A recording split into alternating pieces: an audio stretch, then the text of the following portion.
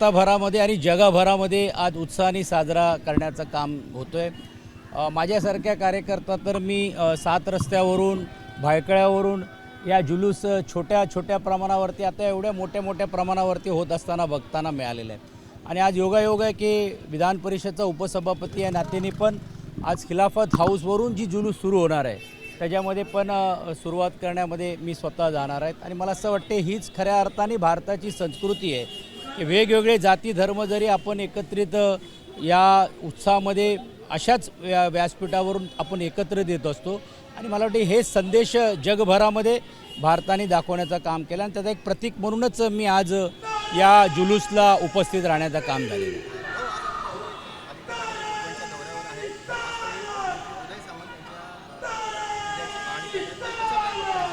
काय झालं आहे की दौरे करणं ठीक आहे, पण तुम्ही दौरे केल्यानंतर तुम्ही देखील एक लोकप्रतिनिधी आहात। त्या लोकप्रतिनिधी या नात्याने देखील तुमची पण जबाबदारी आहे आणि ती जबाबदारी तुम्ही पार पाडण्याचं काम केलं पाहिजे। मला असं वाटते की या अगोदर पण देखील माझी खासदार, माझे आमदार आणि हे काय आजच होतो आहे अशातला भाग नाही, पण काहीतरी असं वेगळं होतं आहे असं चित्र जे भासवण्याचा प्रयत्न होतो आहे, मला असं वाटते ते न होता त्याला दुर्दैवाने राजकारण न पाहता सामाजिक दृष्टिकोनातून त्यांच्या सूचना असतील तर नक्कीच त्याचा स्वीकार केलं पाहिजे। आणि म्हणून त्याचा एक भाग म्हणून तुम्ही बघितलं असेल की चाकणमध्ये या अगोदरच काम सुरुवात झाली होती।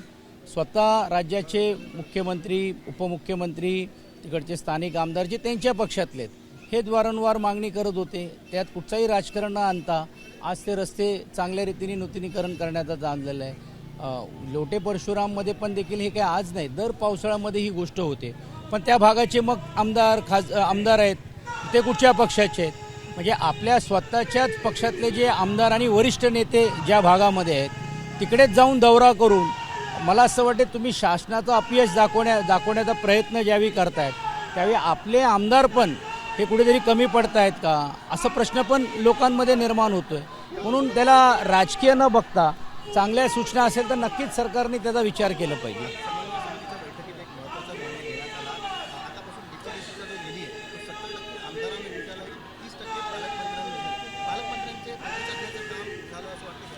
मला असं वाटत नाही, त्याला कारण असं आहे की शेवटी लोकप्रतिनिधी पण हे देखील त्या जिल्ह्याचं प्रतिनिधित्व करतात आणि ते जे काही विषय मांडतायत किंवा ते जी काय निधी देत आहेत असं सरसकट 70% येणार 30% यापेक्षा 30% या अगोदर अधिकार होता त्यांच्याकडे, मला असं वाटतं ते 10-20% होतं ते वाढवलेले आहेत। 70% लोकप्रतिनिधी म्हणजे जे जिल्ह्यातले जे प्रतिनिधित्व करतात कुठच्याही पक्षाचे असेल त्यांच्या भागाला पण न्याय मिळाला पाहिजे। म्हणून मला असं वाटतं एक चांगला निर्णय या निमित्ताने घेण्यात आलेले आहेत। काही जिल्ह्यांमध्ये नक्कीच पूर्ण जिल्ह्याची निधी ही जिल्हा पालकमंत्र्यांच्या माध्यमातून दिली जाते का अशी तक्रार पण वारंवार आपल्याला माहिती होत असतात, पण सर्वसाधारणपणे लोकप्रतिनिधींच्या माध्यमातूनच ही निधी देणं हे जे शासनाने जो विचार केला मला असं वाटतं त्याचं स्वागत केलं पाहिजे।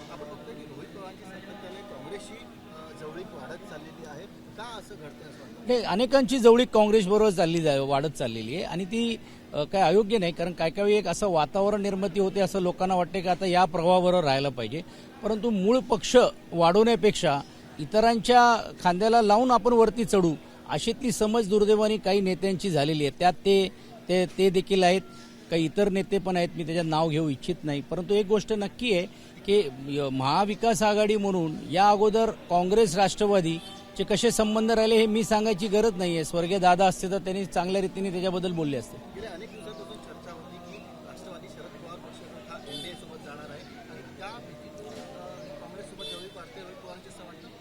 बघा, एक तर आहे की चर्चा तर आहेत, त्याच्यात कोणी नकारू शकणार नाही, कोणी किती जरी बोलत असेल, पण तो त्यांच्या पक्षाचा विषय, मी त्याच्यात प्रतिक्रिया देणं उचित होत नाही। आता ती जवळीक त्यांनी वाढवली आहे, जाणून बुजून आहे का महाविकास आघाडी म्हणून आहे तो आता त्यांनी बघायला पाहिजे, कारण अनेक नेत्या काँग्रेसच्या कार्यक्रमामध्ये पण आता आपल्याला जात असताना वेगवेगळ्या पक्षाचे पण आपल्याला पाहायला मिळत आहे।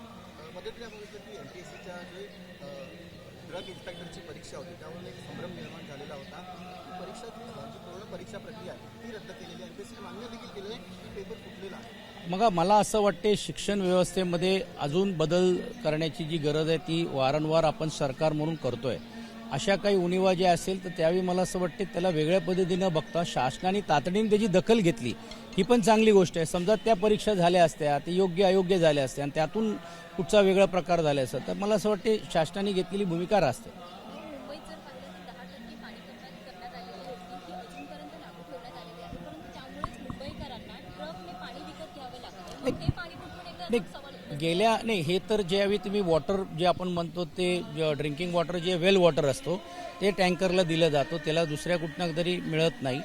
तीच तशीतली तरतूद आहे आणि तशातली कायदा आहे. गेल्या आठवड्यामध्येच माननीय आयुक्तांकडे मी हा विषय मांडला होता. आपण म्हटल्याप्रमाणे की पाणी आहेत म्हणजे बाहेर पाऊस पडतोय आणि टाक्या भरतायत, आपण आपल्या माध्यमातून धरणं भरतायत हे देखील आपण दाखवतो, मग पाणी का नाही.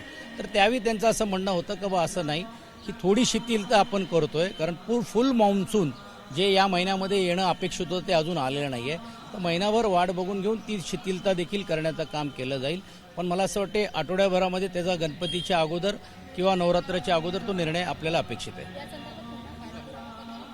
नक्कीच आहेत. मुंबईकरांच्या विषयावरती नेहमीच पाठपुरावा करणं हे आमच्यासारख्या लोकप्रतिनिधींची जबाबदारी आहे. अशा तक्रारी जिकडे येत असतील तर तिकडे लगेच त्यांनी महानगरपालिकेला सांगावं किंवा आमच्यापर्यंत पोचावं. आपण त्याच्यात नक्की दखल घेण्याचं काम करू.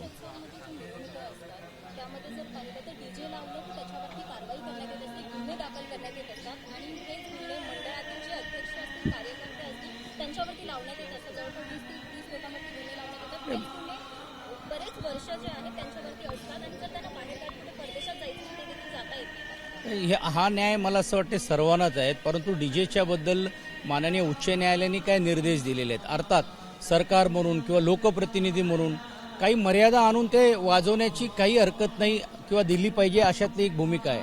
पण सरसकटच बंद झालं तर तो उत्साहाला जो आता ज्याला आपण जेनझी म्हणतो त्याला ज्या गोष्टी ज्या अपेक्षित आहेत, पण एक गोष्ट करत असताना पण शेवटी अशा सामाजिक उपक्रमाला पण गाळबोट लागणार नाही ही दक्षता पण देखील जेनझी म्हणून किंवा लोकप्रतिनिधी म्हणून आम्ही सर्वांनीच मिळून घेतली पाहिजे आणि त्याचं समतोलन त्या भागामध्ये व्हायला पाहिजे. आता मुंबईमध्ये त्याची काटेकोर रीतीने आपण अंमलबजावणी करतोय, पण अनेक राज्यांमध्ये जिल्ह्यांमध्ये आपण बघतो टी व्हीवरती तिकडे चालू आहे. मग लोकांमध्ये संभ्रम होतो, तिकडे आहे तर मग इकडे का नाही. कायदा एकाला एक वेगळं का. तर राज्य सरकार नक्कीच ह्याच्यातून सुवर्ण मार्ग काढेल. नक्कीच आहे. ज्या गुन्हे असे दाखल होत असतील तर ते नियमाप्रमाणे दाखल झाल्यानंतर तिकडे जिकडे त्यांना कायदेशीर मदत पाहिजे असेल ती मदत नक्कीच आम्ही पुरवण्याचं काम करू.